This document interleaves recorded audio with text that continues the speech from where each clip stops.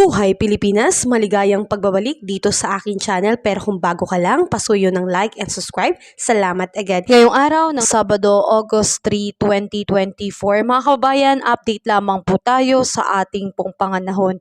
Patuloy pa rin po tayo makakaranas po ng pag-ulan, lalo na pagdating ng madaling araw, hapon at sa gabi dito po sa bahagi po ng ating bansa, particular na po sa Western Visayas and Mindanao. Yan po ay epekto nitong southwest monsoon. So mga kababayan, tayo po ay patuloy pa rin pong maghanda.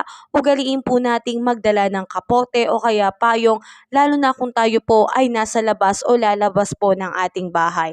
At asahan po natin mga kababayan na apektadong lugar po ang Western Visayas, Negros Island Region, Zamboanga Peninsula, Northern Mindanao at Palawan po dito po sa epekto nitong southwest monsoon. Asahan ang pagkakaroon ng maulap na kalangitan na merong kasamang mga kalat-kalat na pag-ulan, kulog at kidlat. Madalas po yan kapag madaling araw at inuulit ko po kasama po kapag hapon at gabi. So ingat po tayo dahil posible po ang pagkakaroon ng mga biglaang pagbaha and landslide din po.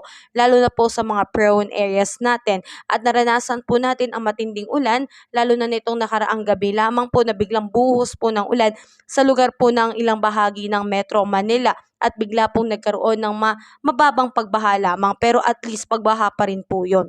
So mga kababayan, asahan din po natin na ngayong araw po dito sa Metro Manila and the rest of our country po makakaranas po ng partly cloudy to cloudy sky with isolated rain shower or thunderstorm. Ang mga biglaang pag-ulan, lalo na sa hapon at sa gabi, ay epekto po ng mga localized thunderstorm.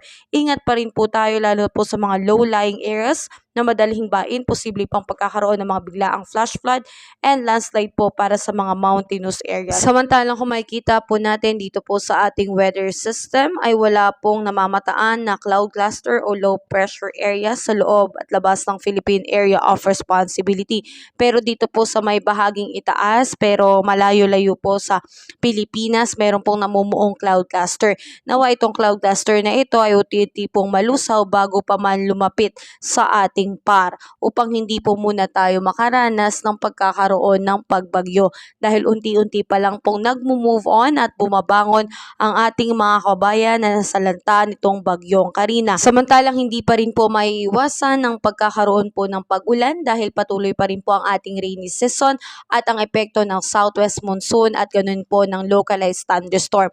Pero pagdating po ng tanghali, asahan po natin na medyo fair weather o maalinsangan ang ating panahong mararanasan. At dito nga po sa Lawag, posibleng umabot ng 32 degrees Celsius ang air temperature. Tugigaraw, 34 degrees Celsius. Baguio, 24 degrees Celsius.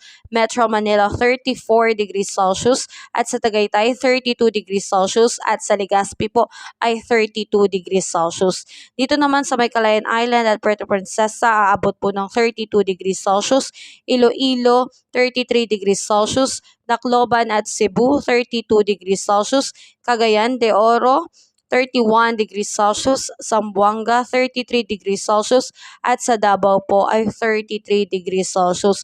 So mga kababayan, patuloy pa rin po tayo maging updated sa ating panahon. Sa ngayon, wala pa pong banta ng anumang bagyo na papasok sa ating bansa. Patuloy pa rin po tayo mag-ingat at mag-antabay sa ating ulat panahon. Kabayan, kung nakatulong sa iyo ang video na to, huwag mo namang kalimutang mag-like and subscribe at pasuyo na rin po, pahit na rin po ng notification bell para updated ka sa mga susunod ko pang weather update. Muli, maraming salamat, ingat, God bless po, kabayan.